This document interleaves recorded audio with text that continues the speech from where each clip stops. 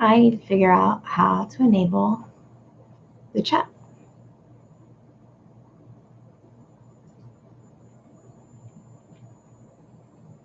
Hello. Trying to figure out how to enable the chat so that you can actually write stuff to me, because right now I can't see anything. I don't think that the chat is enabled. So let's see how I do this. Oh, it is enabled. Okay, I can see you. That's good. That's good. It's only a few of you right now. I have no idea how many of you guys are actually going to come in here tonight and talk to me, but I wrote down a bunch of the questions that you guys had from the very first discussion post, where if you see me look around, it's because I have two monitors and your questions are in a document over here and I'm looking all over the place. So you guys, I asked you in that very first discussion post to let me know what questions you had coming into your careers in psychology seminar. And you had some really good ones. I do kind of want to wait until other people, so maybe more people get here, to start answering them though. So maybe I'll tell you a little tiny bit about me now. You know my name. I did my undergrad at FIU in psychology, so I know your pain with everything that you're going through. Back when I started my degree and finished my degree and did all of my degree, they didn't have quite the same requirements that you guys have now. They've updated that quite a bit, but it was the same general degree, same general FIU. I did a master's degree after I graduated. I took a year. I stayed a year longer in undergrad to do a McNair fellowship. So I've done research through McNair. That was a really great opportunity. If any of you have that opportunity to apply and still have the time to do that, I totally recommend it. So I did my master's degree up at UF in business management, and then came down to FIU and started my PhD in IO psychology. And as we speak, I have your window open and a bunch of copies of my dissertation open and just a bunch of stuff that I'm working on, because I'm trying to get it all done so that in the next few weeks, everything is just finished. And I'll graduate in spring and finally get to be doctor. It's been a crazy whirlwind of a ride. What other questions did I ask you guys? I asked you something about like a fun fact about yourself. I'm a competitive bowler. I've been on ESPN. I'm sitting here drawing for Inktober right now because my family's kind of making me do it. Anything else you can ask? I'm gonna look at your question list. I gotta make this window so I can see your questions and see your chat at the same time. So somebody asked, how do you know which psychology field is right for you? And I thought that that was an interesting and probably good place to start when answering questions and talking about careers in psychology and just the scope of this course, because you can be interested in a particular area of psychology, but maybe it's not the right thing for you to go into as a career, or maybe you don't want to go into a career in psychology at all.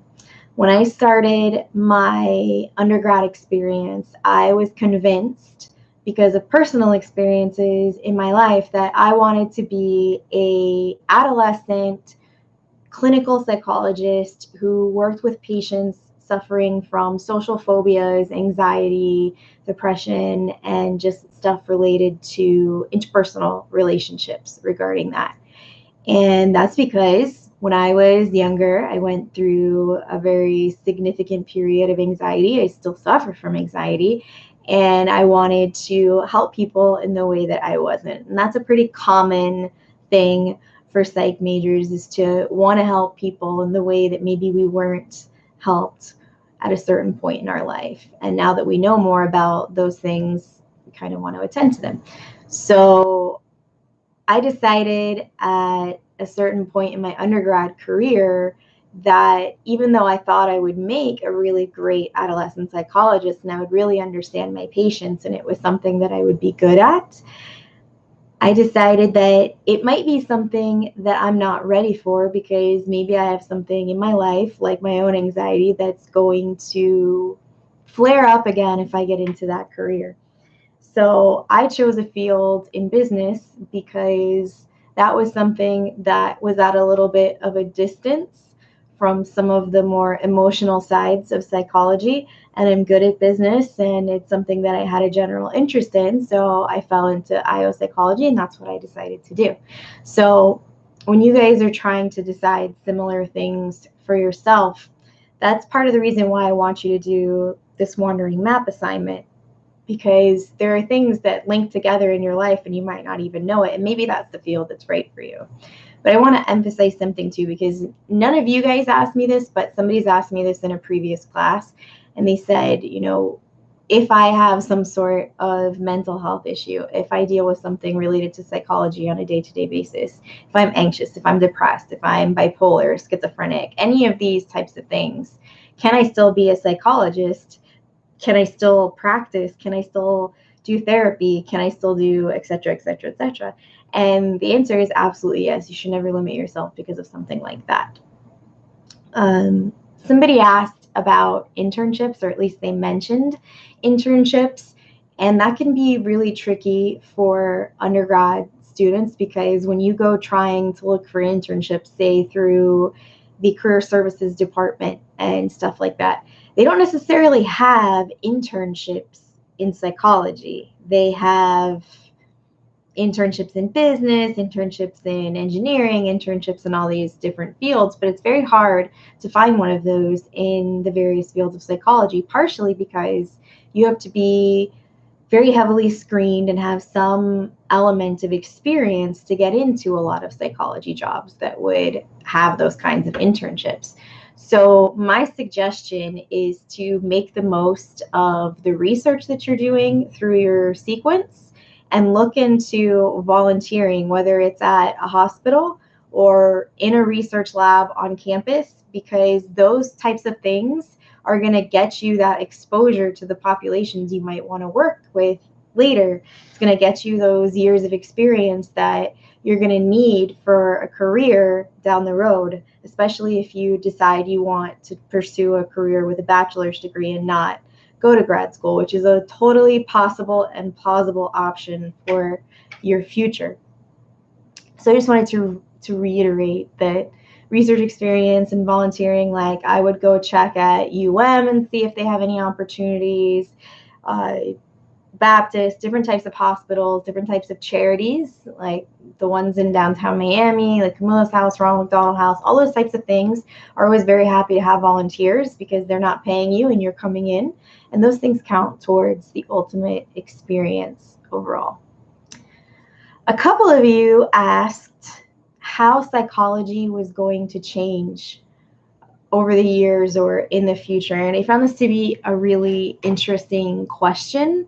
And it was something I was actually discussing with a friend over dinner not so long ago. Psychology is rapidly changing as technology changes and as we focus more on things that we can do online than things that we can do in person. So now you can do the entire psychology degree online if you want, everything. Every single portion of any degree, I believe, at FIU is pretty much online now. So you're earning your education online and you can work online too. You might have seen the ads. They pop up on Facebook, they pop up on the TV, they pop up everywhere. But there are actual therapists, licensed therapists, that conduct therapy either over the phone, like talking one-on-one, or through texting or emailing, and that's how they practice. They have entire bases of clients that they reach through the phone or through an app or through a website. And that's a thing now. Online psychology is a big shift that the field of psychology is making. That was not necessarily something that anybody did before. It was having an online psychologist. And it works for a lot of people because they're so used to interacting online now. That's how you talk to your friends. It's how you talk to your family. It's how you stay connected.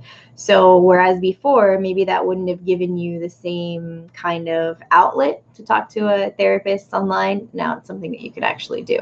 So I think technology is making an impact in our area of interest, and it's just going to keep impacting it in ways that are going to be beneficial to some people, because I know some of you are looking for ways to work online and work from home, maybe not actually have a practice. Somebody asked, is it true that there is relatively no employment without a master's degree? And I want to come out, make a statement, and say that is absolutely false. I have been working on a textbook for this class and for the senior seminar, kind of like a 1-2 textbook. And in the process, I've made a careers catalog, which I will share with you guys closer to the end of the semester. It might actually be there already, I'm not sure. But I get leery about sending it out because it is a part of something that I plan to publish someday, but I have no problem sharing it with you guys. I'm going to trust you that you're not going to run off with it and write a book with it yourself. And they're going to laugh at me as I'm sitting here poor and homeless. You wouldn't do that to me, right? Right? You wouldn't do that. I don't think you would do that. So in my catalog, I have 8 different subsections of psychology, ranging from medical profession, social work, legal, IO, school. There's 8 different categories. I don't remember what they all are off the top of my head. There's one for various fields within psychology that are not under those headings, like some of the more out there, more creative things that you can do with psychology. And a lot of you asked about that too. Like, what are the more uncommon things that you can get involved in? So I'll send that out to you guys, but I break it down from associate's degree, bachelor's degree, master's degree, PhD. I think there are even some sections of it that have jobs that you can get with high school experience. Like, you can go and do parts of jobs at least related to hospitals and stuff like that, where you can go be a technician or an aide to somebody that has a psych degree and still get your experience in psych related stuff. Do I write letters of recommendation? It depends on how early you send it to me, how much you attempt to get me to get to know you, and just like what time of year it is. It depends on how busy I am personally. If I have the time to do it, I absolutely write them. But when I first started teaching, I was much more open to writing letters for everybody. But then I realized that in doing that, it's not necessarily benefiting the students, because if I send out 50 letters, they're not going to take my letters very seriously. So I've started to be a little more selective with who I write them for and to what programs I write them for. So you just got to catch me at the right time. And I've written plenty of them, and for some for online students that I've never met before either. So that is an option. You just got to be really proactive about it. Is there relatively no employment without a master's degree? No, I don't think that is true. There are lots and lots and lots of degrees or jobs with a bachelor's degree in psychology. You just got to find them. And part of why those jobs don't seem like an option to a lot of people is because they require those 2 years of experience. So say you wanted to go work as a social worker and you wanted to work with children who were in the foster care system or something like that. They're going to want you to have 2 years experience working with children in some sort of relevant job or volunteer experience or research experience. So you can start getting that now through your classes, through interactions with your professor, through working in their research labs, through volunteering in different things. So that's what makes the difference in getting the job with a bachelor's degree and not in a lot of cases. To tie into that, the same person asked a bunch of questions in a row. The next one was, should one get involved in research even if it is not the end goal? And I think that there is no way that you can really go wrong in getting involved in research even if you decide that you don't want to go into a grad program or you don't want to do research, you're proving that you are capable of it, that you are probably a decent writer for them to let you into the lab, that you're responsible, that you can work in a team, that you can work with classified information. There's a lot of different things that you can translate from being a research assistant and doing research into potential careers that have nothing to do in research. It's better for you to have the experience and not need it than to try and go into a career later, not have the experience, and get frustrated with yourself because now you're probably not in school anymore by the point that you realize that you need it, and it's going to be harder for you to get that experience. What are some good jobs to have as a psychology undergrad? It's the next question in the list of questions. And I think that depending on what you want to do, there are some careers that you could pick up that would get you some of that experience or be relevant. Working in a school is probably going to be helpful if you want anything to do with working with children, whether it's working in counseling with children or working in social work with children or teaching in a school. That's a very good way to get that experience in working with that particular population, whether it's substitute teaching. I worked as an aftercare counselor, which was hell. I was a kindergarten aftercare counselor and they got me ridiculously sick, but it was a good experience. So there's different positions in schools that you can get involved in that translate well to psychology. Working in hospital settings is always beneficial, especially if you want to go into something that it relates to clinical psychology, or you want to go to med school, or you want to go to anything like that, or even cognitive behavioral, developmental, all those types of psychology. The more clinical hours you can get in, the better. Shadowing doctors is good. Working in doctors' offices is good. You can work in management, even if it's in retail. There are pretty much anything you can do, you can translate into psychology somehow, because in every job you're going to be working with people, whether it's reporting to a superior, being someone's superior, working in a team, dealing with customers. You're going to have some sort of interpersonal experience that comes out of that, and it's all about how you market yourself afterwards. What looks good on a psychology major's resume? That's the last question in this list from whoever it was that asked this. And that depends on what you want to do. If you want to go into grad school, things that involve teamwork are good, because you're going to be stuck with a group of people for 2 to 8 years, depending on what degree it is that you're doing. Research experience looks good. Prior work experience is not super emphasized in certain fields if you're looking to go into grad school, especially. What else? Volunteer experience, being involved in clubs, all the stuff that you can get involved in on campus looks good on your resume. Well, not actually your resume, it's called the CV, your curriculum vitae, the stuff that is related directly to schoolwork. If you're looking at just careers in general, like you want to leave, you want to get out of your bachelor's degree, you want to go get a career, what looks good? I'd say any actual work experience while you were in college looks good. Anybody who worked while they were going to college has a tangible advantage over people that didn't, because even if it was bagging groceries at Publix or cooking burgers at McDonald's or whatever it is that you could have done, being a waitress, all of that is proof that you can handle a stressful situation at the end of the day, and you can, again, market yourself well. There was one question about grad school, but if nobody else hops into this chat, there's a whopping 4 of you now. It's just you and you and you and you and me.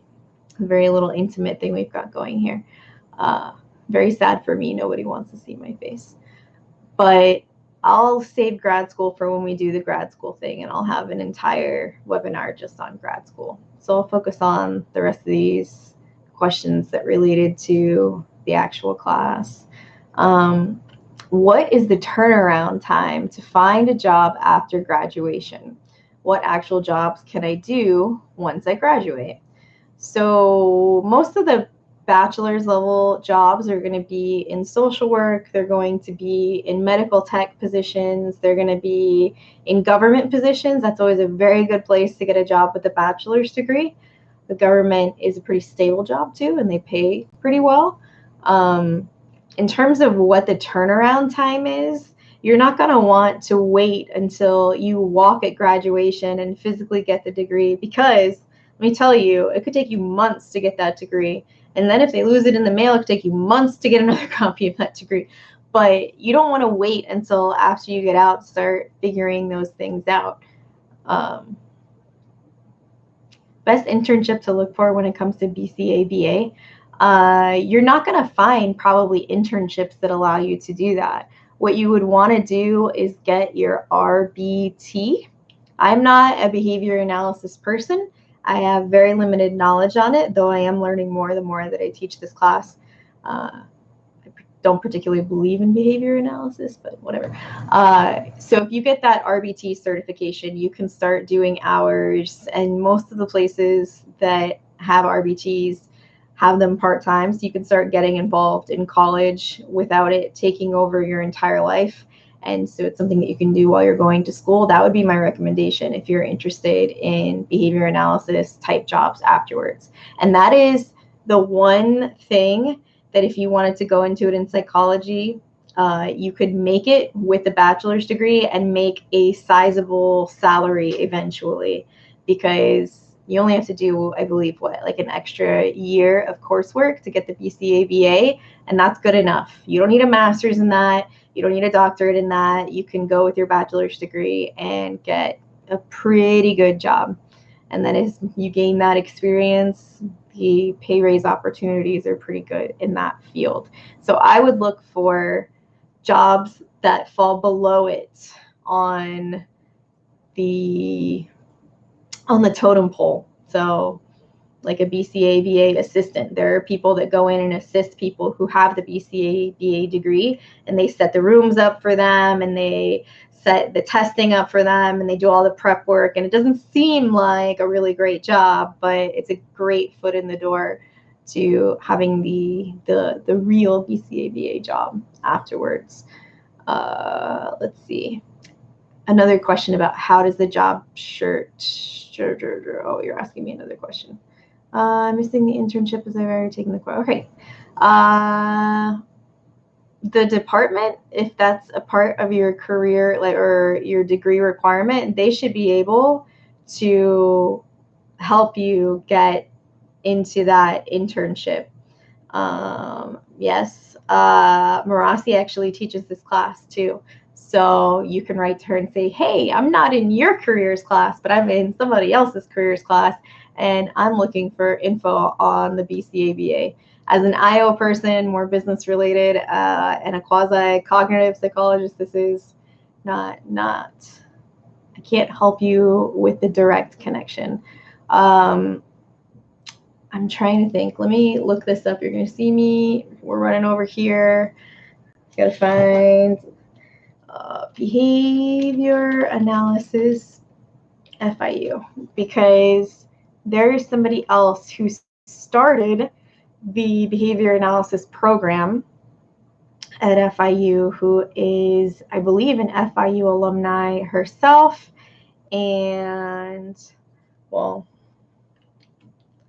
for anybody else who cares, who's reading this, that's the PDF of the requirements, but I don't see her name on here.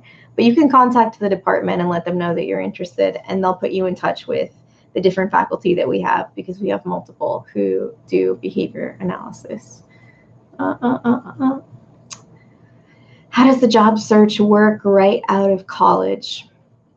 So you can go to career services at any time and talk to them about where you are in finishing your degree and what you hope to do afterwards. And they have some ties into the local community, and there are some agencies that recruit directly from FIU. How many of those are in psychology? I'm not sure. Our business school gets a lot of people that will recruit straight from FIU. Our law school does. Our med school does. So in terms of psychology, I guess it would depend exactly on what you were doing. in terms of right out of college, but you can certainly try them. And other than that, I would look at big institutions, and there's going to be some job related to psychology after that. So I know people that have gotten hired at Baptist. If you're into statistics, there are countless jobs with a bachelor's degree that you can do if you are good at statistics. And you work in like data analysis departments. They have one here at FIU that psych students work in from time to time when they do their graduate assistantships. So FIU is also a good place to look for jobs. They tend to be pretty good about hiring their own students upon graduation, and there is countless types of jobs that you can find at FIU. UM's another big one that has tons of jobs.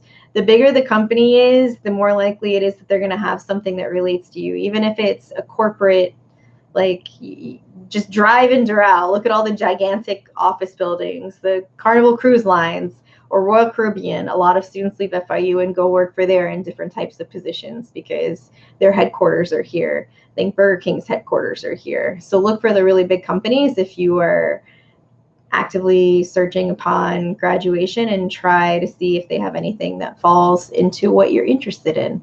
Other than that, I mean, the standard thing that you do is you go on Indeed or Monster or whatever and try to find somebody that meshes with what it is that you want, and then you probably don't hear back from them.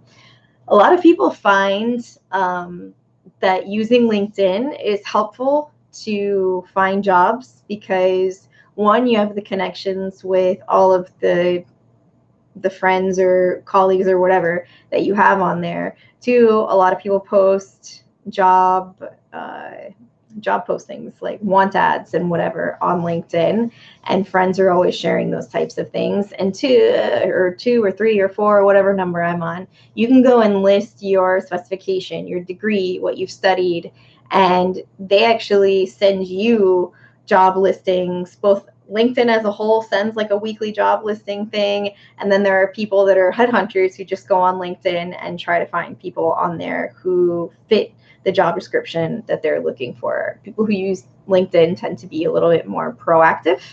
So, and you have direct access to recruiters on there. So you could probably go on LinkedIn right now and type Carnival Cruise Line recruiter, or like college recruiter or something like that, and find that LinkedIn person. And then instead of having to go on to the corporate website and go through that application process and probably never talk to an actual person, you can write a nice, polite LinkedIn message to whoever it is that has that job, and that's a good way of at least getting your name out there. And worst case scenario, they say no. Somewhat okay scenario, they give you the name of somebody to contact. Best case scenario, they go, oh yeah, we are hiring for this. Here you go. Here's the position. This team, general questions. What jobs can you get with a psych degree? What other career paths can you take? So I guess I'll address that one for a second. There are a lot of things that you can do with your degree in psychology that don't relate to psychology. So if you have any interest in law schools love psych students because psych students can write, and law is all about interactions with people. It's about reading people. It's about getting people and convincing people to believe the things that you are saying, especially if you plan on practicing in court. There's a lot of human behavior and understanding human behavior that syncs up between psychology and law. Law schools actually prefer degrees like psychology, philosophy, English, and stuff like that to political science and criminal justice degrees because it's a broader background that you're going to have when you get out of law school, and it's less reprogramming they have to do of whatever wrong things an institution has taught you about law from the get-go. So there are programs like that you can get into. I know a lot of students who use psychology and go on the pre-med track, take a few courses in the sciences, and then go directly into med school from psych degrees. A lot of people go into business from psych degrees. A lot of people go into school-related stuff or higher administration. So working for public universities and institutions like that, those types of degrees. But it's important to remember when you're thinking about potentially going to a graduate program later that grad school kind of starts over. It's kind of the equivalent of when you go to Miami-Dade or some sort of college like that, get an AA and transfer it in. They don't really care what you got the AA in. You did the 2 years, and they just transfer all that stuff in, and then you finish the other 2 years in what you're doing.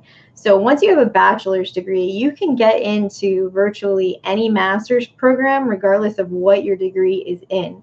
So you can be a psych student and decide to go get an MBA as long as you have the other qualifications, which for an MBA would be 2 years of work experience. You can go with your psych degree and do a biology master's as long as you have a couple of the prerequisite science classes that prove that you are going to be able to handle science. You can do it with virtually anything when you're going into the grad level things. So you're not limited to just going to grad school in psychology. Absolutely not. You can go and do lots and lots and lots and lots of different things with your bachelor's degree. So don't think it's like a waste of money, especially if you got into psychology and now you're not as interested in psychology anymore. So you're like, oh, yay, I just wasted 4, 5, 13, however many years of my life doing this degree. You can still use it as a stepping stone to something else.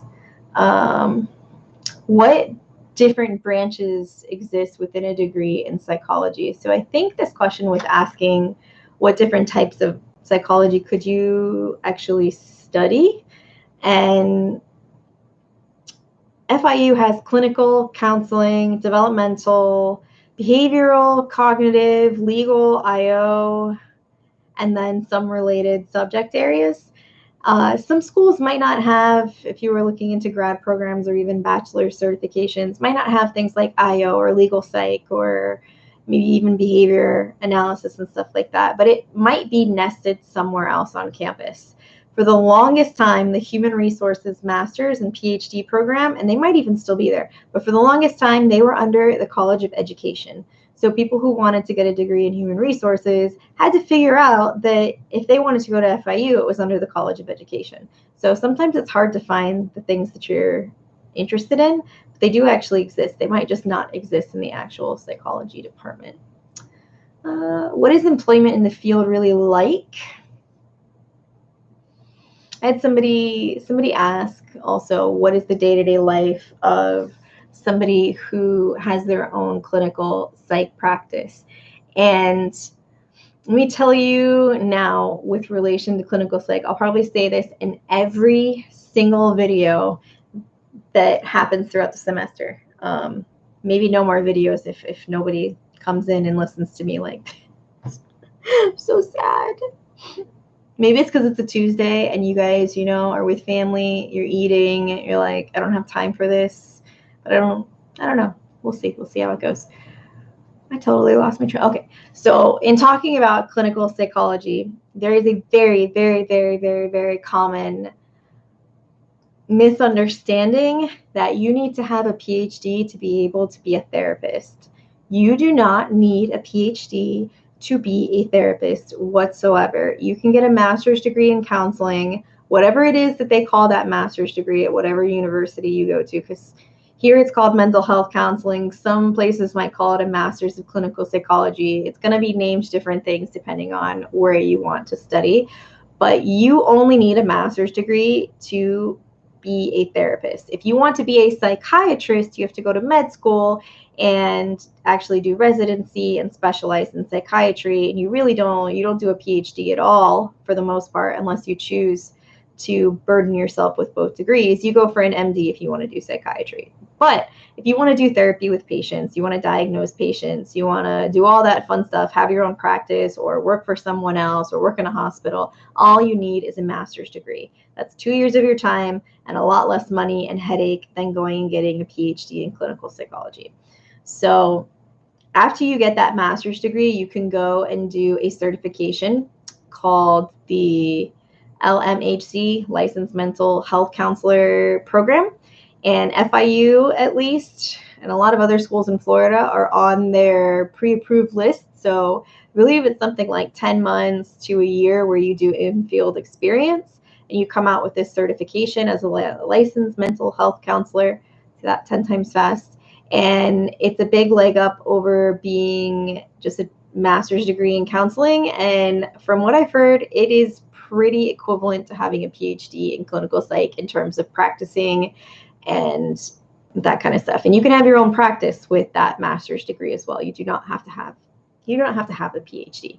If you're looking into the PhD in clinical psychology and you want to practice actual therapy and you want to work with patients and stuff like that, my advice to you is that when you apply to the program, you do not tell them that you want to work with patients, because you will not get in. When you're looking at clinical psychology degrees, PhDs in clinical psychology, they want you to do research. You're looking at being the person that researches the different methodology that you use with patients and researches all of that more clinical stuff, that more hospital setting, more statistics-based, all that type of stuff. That's what clinical psych does. It has very little applied segments of it that teach you how to be a therapist.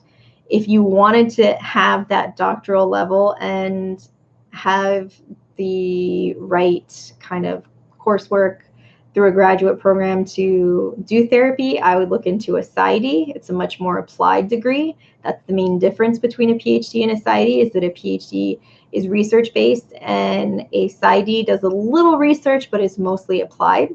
You usually get out in a shorter amount of time from a PsyD, but you're usually going to pay a lot more money because almost exclusively private schools have PsyD programs. So, okay, assume you picked it, you either did a master's, you did a PhD, whatever, now you're running your own practice.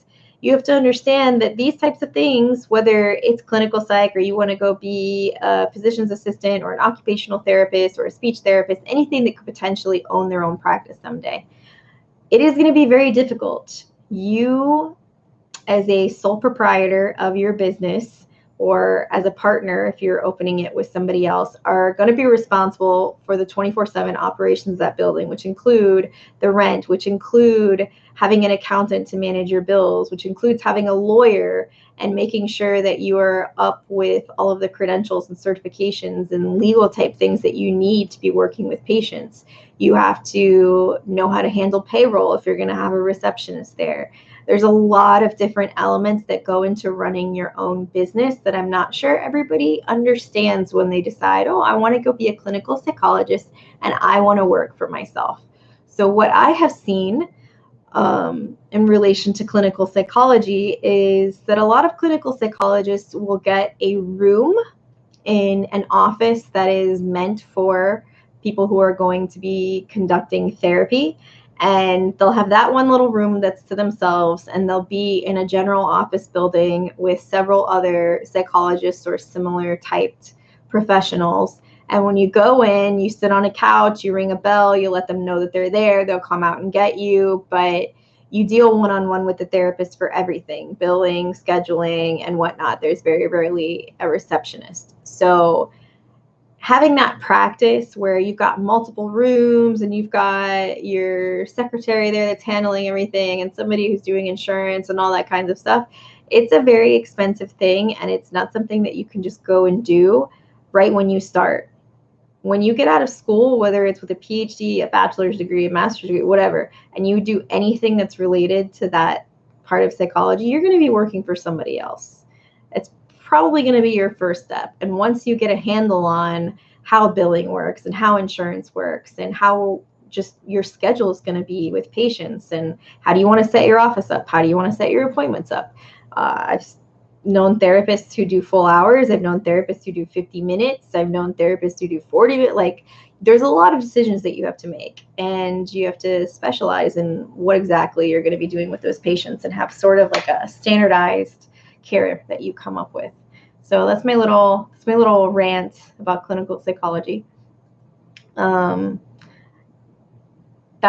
covers all the questions that I had written down from your discussion posts, because a lot of you put that you do not have questions right now in relation to psychology.